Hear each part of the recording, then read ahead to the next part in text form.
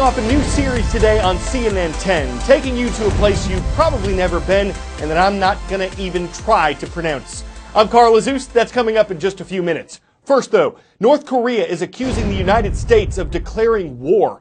There have been a lot of threatening statements between the two countries in recent months, what some observers have been calling a war of words. At the United Nations General Assembly last week, both U.S. President Donald Trump and North Korean Foreign Minister Ri Yong-ho spoke out against each other's country.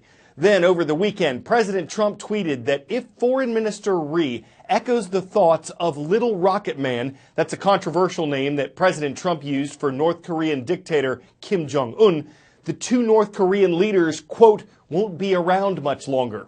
Foreign Minister Ri called that an American declaration of war on his country and said North Korea would have the right to make, quote, countermeasures, including the right to shoot down U.S. bombers at any time, even when they're not in North Korean airspace. He was referring to flyovers that U.S. planes recently conducted over international waters east of North Korea. The U.S. State Department says America has not declared war on North Korea and that it continues to push for a peaceful stop to North Korea's nuclear weapons programs. The U.S. also says it has a right to fly in international airspace and that no country has the right to fire on other nations' planes or ships in international areas. This is a very tense situation, and we always hope that cooler heads would prevail. If we fly more strategic aircraft near the North Koreans and they choose to try and shoot one of those aircraft down, this could be a flashpoint. If the North Koreans feel that they're being overly threatened and choose to fire some sort of rockets, missiles, artillery into South Korea and strike American forces. We have just under 30,000, approximately 30,000 U.S. forces stationed in Korea. This could become a flashpoint, which will lead to greater trouble. This is a powder keg right now, and this is something that we need cooler heads on both sides to be really beginning to prevail here.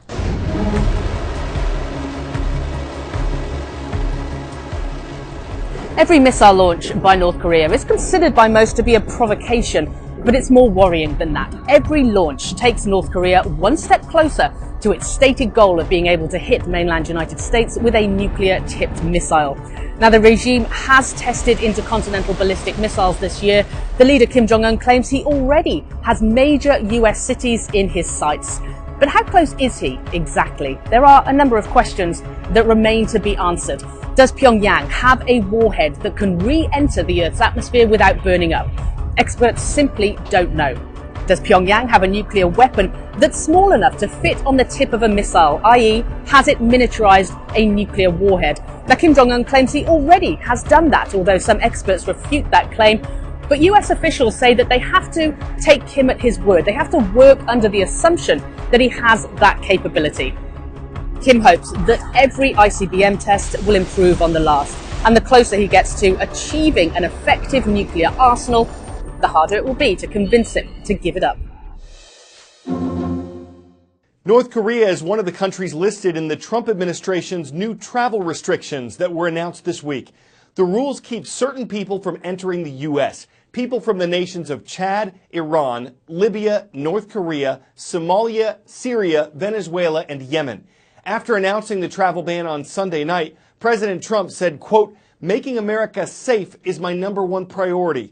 We will not admit those into our country we cannot safely vet, meaning investigate beforehand. And an official from the Homeland Security Department said the new rules will help keep terrorists and criminals from entering the U.S. The previous travel ban was established by an executive order 3 months ago, and it was challenged in court. It applied to people in 6 countries and was temporary. It expired Sunday night.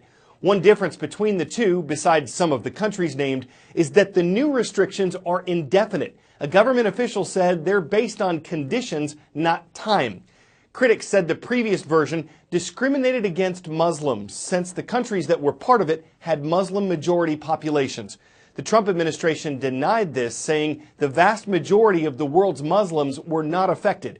But immigration rights groups say the government only added countries like North Korea and Venezuela to the new ban to support its legal argument that it's necessary for national security. They say the new ban still unfairly targets Muslims. The U.S. Supreme Court was scheduled to hear arguments next month on the legality of the travel ban, but because it's been replaced by the new version, the court has removed that hearing from its schedule and will now consider whether the issue is moot. This may mean that the legal process concerning the ban would start over.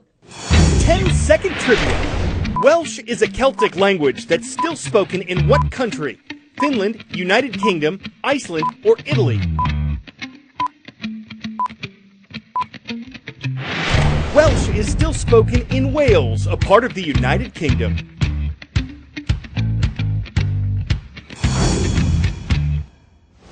Around 20% of the people in Wales still speak Welsh, a language whose roots date back to the 8th century, according to Encyclopedia Britannica. And while you don't need to be fluent to pronounce the superlative name of a Welsh town, it wouldn't hurt. We're going there right now, one of many unique and fascinating places we'll take you to as we kick off a new series in partnership with our friends at Great Big Story. Any more passengers for Llanfair, Port Gwyngyth, Go Gerrit, Llwyn Trobit, Llantysilio, Go Go Go? Anybody? No? Anybody for Llanfair? Llanfair. Llanfair, Port Gwyngyll, Go Gerrit, Llwyn Trobit, Llantysilio, Go Go Go. Right. It's a small town in northern Wales. Around 76% of the population here speaks Welsh. It's also the longest town name in Europe, with 58 letters. There are literally 4 L's next to each other.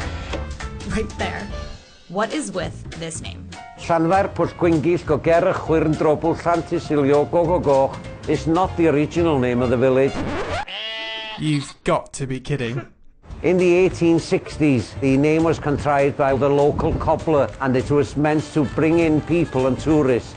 Alan, help us break this name down. The name means places within the village.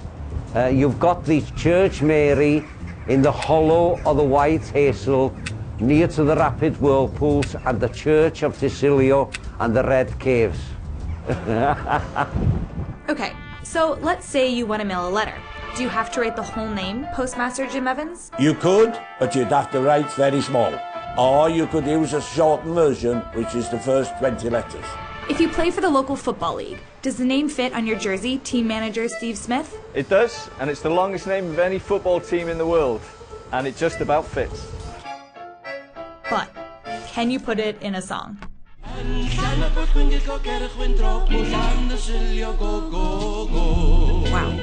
apparently you can. Llanfair, Port Gwyngyll, Go Gerrit, Llwyn Trobit, Llantysilio, Go Go Go. It might be the greatest PR stunt of the mid-1800s. I don't know, even of today. After all, we're here. Here in Llanfair, Port Gwyngyll, Go Gerrit, Llwyn Trobit, Llantysilio, Go Go Go. I think that's pretty good.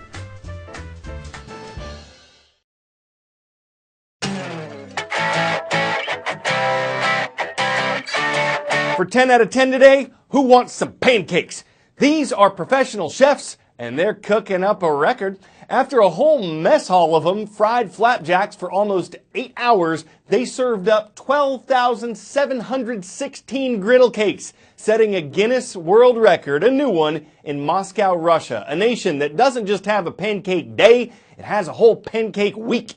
We're not sure how many members of the public ate at the event or how long it took them, but when the batter was up, they took the pancakes down, showing they were willing and maple in a matter of flowers to buttermilk this opportunity and make Bisquick work out of them without making a flapjack. We're glad that effort didn't fall flat. I'm Carl Azuz, and we're serving up pancakes for CNN 10.